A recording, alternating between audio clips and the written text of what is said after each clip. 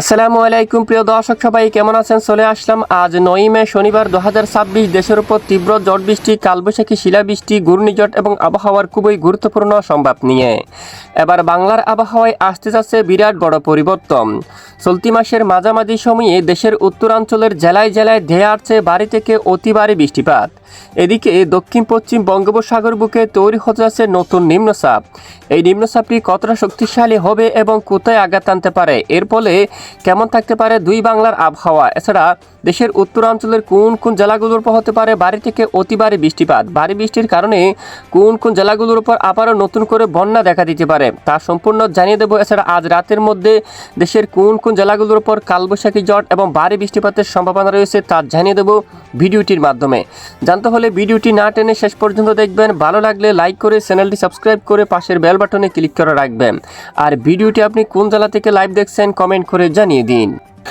এই মুহূর্তে আমরা সরাসরি প্রথমে আবহাওয়ার ইউরোপিয়ান রাডার স্যাটেলাইট ইমেজের উপর চলে যাব। বর্তমান দেশের আকাশ দেখা যাচ্ছে প্রায় আংশিক মেঘাচ্ছন্ন অবস্থা রয়েছে ভোর সকাল থেকে। এদিকে আপনারা দেখতে পাচ্ছেন খুলনা, বরিশাল, তারপর ঢাকা বিভাগের বেশ কিছু এলাকায় আকাশ আংশিক মেঘলা অবস্থা রয়েছে। রাজশাহী, রংপুর, ময়মনসিংহ, সিলেট বিভাগ সহ দেশের অধিকাংশ এলাকায় আকাশ প্রায় মেঘাচ্ছন্ন অবস্থা রয়েছে। তবে আজ বৃষ্টিপাতের সম্ভাবনা খুবই কম। তবে বিকেল থেকে শুরু করে সন্ধ্যা ও রাতের মধ্যে বিভিন্ন এলাকায় আবারও শুরু হতে পারে তীব্র বজ্রবিদ্যুৎ সহ মাঝারি থেকে একেবারে কোথাও কোথাও ভারী বৃষ্টিপাত। ইতিমধ্যে দেশের দক্ষিণাঞ্চলে আকাশ পরিষ্কার রয়েছে। খুলনা, বরিশাল এদিকে আকাশ হালকা মেঘাচ্ছন্ন থাকবে। খুলনা, তারপর এদিকে জয়সুর, লোহাগাড়া, শাইলকুপা, ফরিদপুর, ঢাকা, নাগারপুর, কাপাসিয়া, কিশোরগঞ্জ, মৌলভীবাজার, সিলেট, বিশনবাপুর, ময়মনসিংহ, মাদান, তারপর রয়েছে সিংড়া, সিরাজগঞ্জ, বগুড়া এই অঞ্চলে আকাশ প্রায় মেঘাচ্ছন্ন থাকার সম্ভাবনা রয়েছে। এছাড়া এদিকে দক্ষিণাঞ্চলে আকাশ প্রায় পরিষ্কার থাকতে পারে এবং বিকেল থেকে শুরু করে সন্ধ্যা ও রাতের মধ্যে বৃষ্টিপাতের সম্ভাবনা রয়েছে। এছাড়া দেশের উত্তরাঞ্চলে আবারও ধেয়ে আসতে যাচ্ছে নতুন বৃষ্টিবলয়, আবারও জেলায় জেলায় শুরু হতে পারে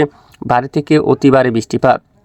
ইতিমধ্যে সরাসরি আমরা দেখতে পাচ্ছি আজ শনিবার 9 মে দুপুর পর থেকে দেশের কয়েকটি এলাকায় শুরু হতে পারে ব্যাপক বজ্রসহ বৃষ্টিপাত। এরই মধ্যে রয়েছে লোহাগাড়া, নড়াইল, যশোর, অভয়নগর, এদিকে রয়েছে চাকদা, তারপর শান্তিপুর, কৃষ্ণনগর, এদিকে রয়েছে দামোহদা, করচাঁদপুর এই এলাকাগুলোর উপর ব্যাপক বজ্রসহ বৃষ্টিপাত হওয়ার সম্ভাবনা রয়েছে। পাশাপাশি রবিবার 10ই মে আমরা যদি আরও একটু লাইভ ট্রেক করে দেখি, রবিবার দিনও এখানে বিশেষ করে রাজশাহী, তারপর ঢাকা বিভাগ, কলকাতা উপর দিয়ে কালবৈশাখী ঝড় আঘাত আনতে পারে। এছাড়া এদিকে রয়েছে কুমিল্লা, ঢাকা, ব্রাহ্মণবাড়িয়া এই অঞ্চলীয় এবং ত্রিপুরা রাজ্যের উপরেও প্রচণ্ড বজ্রসহ বৃষ্টিপাত হওয়ার সম্ভাবনা রয়েছে। সোমবার 11ই মে চট্টগ্রাম বিভাগের কিছু কিছু এলাকায় বিক্ষিপ্ত আকারে বজ্রসহ বৃষ্টিপাত হওয়ার সম্ভাবনা থাকবে। এছাড়া বেশিরভাগ এলাকায় আকাশ আংশিক মেঘলা সহ পরিষ্কার থাকার সম্ভাবনা রয়েছে। এদিকে নাগারপুর, সিরাজগঞ্জ, সরিষাবাড়ি এই অঞ্চলে 11ই মে বজ্রসহ বৃষ্টিপাত হতে পারে। পাশাপাশি 11 তারিখ নাগাদ চট্টগ্রাম বিভাগের উত্তরাঞ্চলে, তারপর কুমিল্লা, ত্রিপুরা রাজ্যের একাধিক এলাকায়, আমরাপুর এখানে বেশ কয়েকটি অঞ্চলে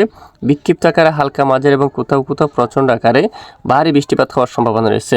আর এদিকে দেখুন চলতি মাসের মাঝামাঝি সময়ের মধ্যে মূলত আগামী সপ্তাহের মধ্যে একটি নিম্নচাপ সৃষ্টি হতে পারে দক্ষিণ বঙ্গোপসাগরের মধ্যে।